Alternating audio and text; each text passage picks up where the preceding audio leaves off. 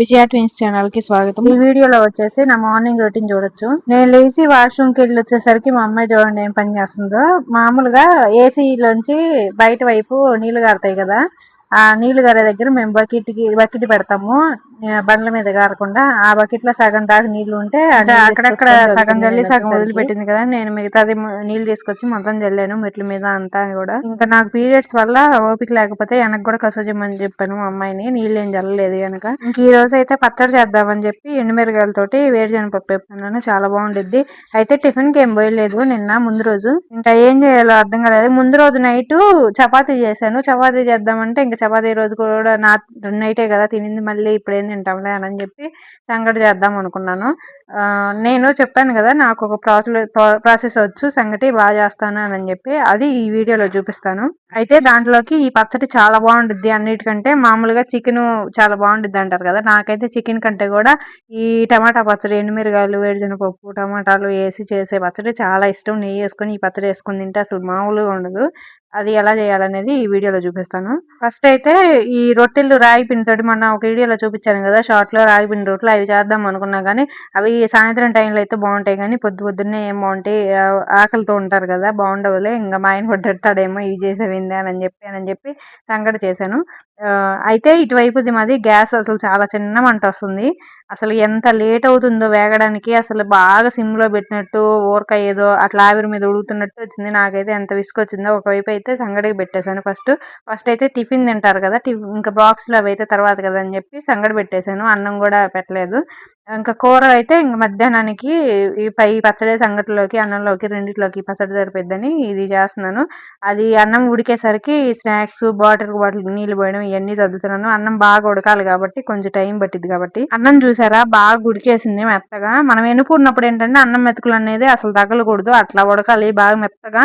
ఎసురు ఫస్ట్ పెట్టుకునేటప్పుడే ఎక్కువ వెసురు పోసుకోండి, కొంచెం నార్మల్ అన్నం కంటే కూడా ఎక్కువ వెసురు పోసుకోండి. ఇంకా నేనైతే ఒక గ్లాస్ బియ్యానికి 2 గ్లాసులు రాగి పిండి వేసి తిప్పుతున్నాను అనమాట. పప్పు గుత్తితో బాగా కలిసిద్ది పిండి అనేది, ఇంకా అసలు కనిపించదు. బాగా అన్నం కూడా మెత్తగా ఉడికింది కాబట్టి అన్నం మెతుకులు కనిపించవు, రాగి పిండి కనిపించదు. బాగా కలుపుకున్న తర్వాత మళ్ళీ కాసిన నీళ్లు పోసుకొని ఆ పప్పు గుత్తి తీసి కొంచెం నీళ్లు పోసుకొని మళ్ళీ మూత పెట్టుకొని, ఇంకా నీళ్లు పోసాం కదా, నీళ్లు పోసిన తర్వాత ఇంకా దాన్ని కలపకూడదు, నీళ్లు పోసుకొని మూత పెట్టుకొని ఉడకబెట్టుకోవాలి అలాగే, ఇంకా కదిలించకుండా ఎనిపిన తర్వాత. పప్పు గుత్తి నీట్గా కాలుతుంది కాబట్టి స్పూన్ తోటి మొత్తం దానికి ఉన్నది అంతా తీసేసి మూత పెట్టేశాను, అది ఉడికిద్ది అని చెప్పి. ఇంక ఈ లోపు టమాటాలు ఉడికితే టమాటాలు మిక్సీ, పచ్చడి వచ్చేసి రోట్లో నూరిన దానికంటే కూడా మిక్సీకి వేసుకుంటేనే బాగుంటుంది. ఒకవేళ రోట్లోనే నూరుకుంటాం మేము, మాకు రోట్లో నూరుకుంటే ఇష్టం అనుకుంటే మాత్రం చాలా టైం పట్టిద్ది. ఎండుమిరగాయలు వేరుశనగపప్పు మెదడానికి చాలా టైం పట్టిద్ది, నేను అందుకని ఎప్పుడైనా మిక్సీకి వేసేస్తాను. ఇంకా వేరుశనగపప్పు, ఎండుమిరగాయలు, టమాటాలు 3 మిక్సీలో వేసేసి దాంతోపాటు చింతపండు, ఉప్పు, చిన్నులపాయి. చింతపండు మాది ఎంతో గట్టిగా ఉంది, అసలు తొందరగా మెదగట్లేదు, అందుకని కొంచెం వేడి నీళ్ళలో వేసాను మెత్తబడిద్ది అని చెప్పి. ఇంకా అది మిక్సీకి వేసేసరికి ఇది ఉడికిపోయింది. ఇటు చూడండి ఎలా ఉడికిపోయిద్దో. అలా ఉడికిన తర్వాత తీసుకొని మళ్ళీ బాగా చక్కగా ఎనుపుకోవాలి. ఇప్పుడు కరెక్ట్ కన్సిస్టెన్సీ వచ్చింది. నీళ్లు మరీ ఎక్కువ పోసుకోవద్దు, ఎక్కువ పోసుకుంటే జారిపోతున్నట్టు ఉండిద్ది, మరి అలాగని తక్కువ కూడా పోసుకోవద్దు. నాకైతే సంగటికి మరీ గట్టిగా ఉంటే అసలు నచ్చదు, మీడియంగా ఉండాలి. మరి జారిపోయేటట్టు, నోట్లో పెట్టుకుంటే జారిపోయేటట్టు ఉండాలి. కొంతమంది ఏమో గట్టిగా రాయిలాగా చేసుకుంటారు ముద్దలు చేసుకునేటప్పుడు, నాకు అలా అస్సలు నచ్చదు. మీకు ఎలా ఇష్టమో అలాగా గట్టిగా ఇష్టపడే వాళ్ళు కొంచెం నీళ్ళు పోసుకుంటే సరిపోయిద్ది. ఇంకా ఇప్పుడు రెండోసారి ఎనుపుకున్న తర్వాత మళ్ళీ స్టవ్ మీద పెట్టుకోవాల్సిన అవసరం లేదు. ఇంకా ఇదైతే మా అమ్మ చేసే ప్రాసెస్ అనమాట. మా అమ్మ చిన్న పిల్లప్పటి దగ్గర నుంచి ఇట్లాగే చేసేది. అప్పట్లో అసలు వరి అన్నం ఉండేది కాదు కదా, ఇట్లా సంగట్లే ఉండేవి. కాకపోతే బియ్యం బదులు ఏవో గింజలు వేసేవాళ్ళు అనుకుంటా. మా అమ్మ పెళ్లిళ్ళు అయ్యేదాకా అన్నం లేదంట, తెల్ల అన్నం. ఇవే ఒకటి సజ్జల అన్నము, ఇదేంటి ఏ చెప్పింది నాకైతే గుర్తులేవు, కానీ మా అమ్మ చాలా బాగా చేసేది. నేను మామూలుగా ఇళ్ళ పక్కన వాళ్ళు కానీ వాళ్ళు వీళ్ళు చేస్తుంటే చూశాను కదా, నాకు చూస్తేనే తినాలనిపించదు. మా అమ్మ చేసినప్పుడు తినాలనిపించింది. మా అమ్మ కొంచెం రాయి పిండి ఎక్కువ వేసి నోట్లో పెట్టుకుంటే జారిపోయేలాగా చూడడానికి బాగుండిద్ది మా అమ్మ చేస్తే. వేరే వాళ్ళు చేస్తే నాకు ఎందుకు అంత మంచిగా అనిపించదు, చూస్తే తినాలి అనిపించదు అనమాట. అంటే మా అమ్మ ఏదో గ్రేట్ అని కాదు, కానీ ఏమో నాకు ఈ ప్రాసెస్ బాగా నచ్చింది. మా అమ్మ చేసిన ప్రాసెస్ బాగా నచ్చింది నాకు అందుకే ఇంకా మా అమ్మ చేసినట్టే చేస్తాను ఎప్పుడు. కరెక్ట్గా బాగా బాగా కుదిరిద్ది అనమాట. ఇలా ట్రై చేయండి ఎవరికైనా కావాలంటే.